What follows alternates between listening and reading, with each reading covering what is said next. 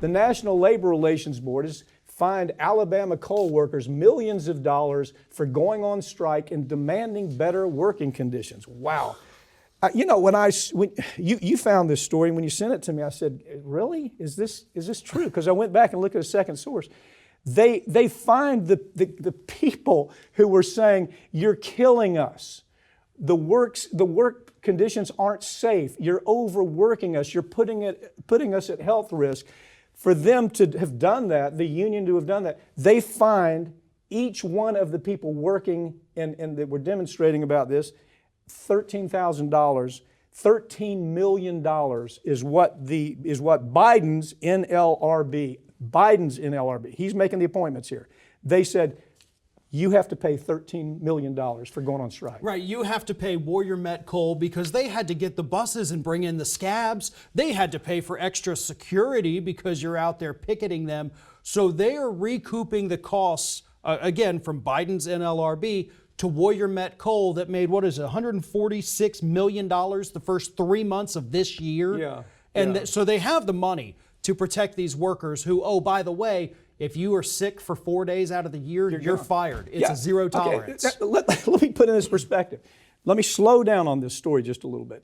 You pointed out that the NLRB, and I'm calling it Biden. You can get up, viewers can get upset. It is his NLRB. He's made the last appointments. So they said that, it's not fair to the company that, oh, by the way, made $146 million in profits within a period of 6 months, okay? $146 million. But the company says, well, golly, oh, by the way, they paid the CEO $5.7 million during the same period of time. They said, oh, but this is you've lost production for this company. We've had to pay for guards and we've had to pay for cameras because of your strike. We've had to pay for buses to move in the scabs to take your job. But this NLRB, which is supposed to be, Biden is there to make America great again. Really? That was Trump, wasn't it? Make America great again. But what's even more disgusting is when you look back at this story, a couple years ago, Warrior Met Coal had to file for bankruptcy. Yes. And these miners, in order to keep their jobs, they collectively said, listen, we don't want the company to go under because we like our jobs, even though you're horrible to us. We all agree to a $6 an hour pay cut across the board. Yeah. So then when they initially were going to go on strike, they said, well, hey, company's doing great again.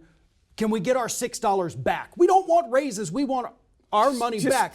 And they said, we'll give you $1.50 an hour. Yeah. And that's why they struck. Because again, they're making millions of dollars. The CEO gets paid millions. They just want what they had given up, given back. While this is going on, the CEO is being paid $5.7 million. The company's making almost $150 million from January to March. And this NLR, well, let me ask you this.